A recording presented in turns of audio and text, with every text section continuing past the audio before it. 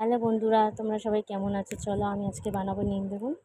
তার জন্য আমি দুটো বেগুন আর দুটো আলু নিয়ে নিয়েছি, এরকম ছোট ছোট স্লাইস করে কেটে নিয়েছি। আপনারা চাইলে কোয়ান্টিটি বাড়াতে পারেন।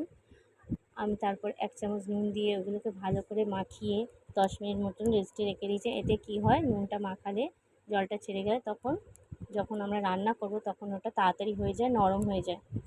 তার জন্য এবার কড়াতে তেল নিয়ে নিলাম। নিয়ে নেওয়ার পর তেলটা যখন গরম হয়ে আসবে তখন কেটে রাখা আলু আর বেগুনগুলোকে আমরা একে একে ছেড়ে দেবো কড়াইতে। ছেড়ে দেওয়ার পর আমরা খুন্তি দিয়ে ভালো করে নেড়ে ছেড়ে নেব। নেওয়ার পরে তার মধ্যে একটু গুঁড়ো হলুদ দিয়ে দেবো, 1 চামচ। গুঁড়ো হলুদ দিয়ে দেওয়ার পরেও ভালো করে নেড়ে ছেড়ে নেব। এই 1 চামচ আমরা গুঁড়ো হলুদ দিয়ে দেবো, ছোটো চামচের 1 চামচ, খুব বেশি দেবেন না। গ্যাসটাকে আমরা মিডিয়ামে রাখবো। তারপর গুঁড়ো হলুদ দিয়ে ভালো করে নেড়ে ছেড়ে আমরা ঢাকনা দিয়ে দেবো।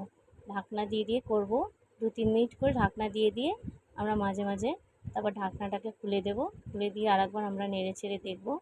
এরকম দেখবেন লাল লাল ভাজা যখন ভালো মতন হয়ে এসছে তখন আবার আমরা ঢাকনা চাপা দিয়ে যাতে তাড়াতাড়ি সিদ্ধ হয় সেই জন্য আমরা 2-3 বার একটু ঢাকনা চাপা দিয়ে রান্নাটা করব। এতে কি হয়, তাড়াতাড়ি হয়ে যায় রান্নাটা। তারপর দেখবেন যখন এরকম লাল লাল ভাজা হয়ে আসছে তখন একবার খুন্তি দিয়ে আলুগুলোকে দেখবেন, বেগুনগুলোকে দেখবেন সিদ্ধ হয়েছে কিনা। সিদ্ধ হয়ে গেলেন ভাববেন রেডি হয়ে গেছে। তখনই আমরা শুকনো খোলায় ভেজে রাখা যে নিম পাতা, আপনারা আগে থেকে ভেজে রাখতে পারেন বা নিয়ে এনেও সাথে সাথে ভেজে দিতে পারেন। শুকনো খোলায় ভেজে আমরা গুঁড়ো করে রেখেছিলাম সেই নিম পাতাটাকে আমরা দিয়ে দিলাম।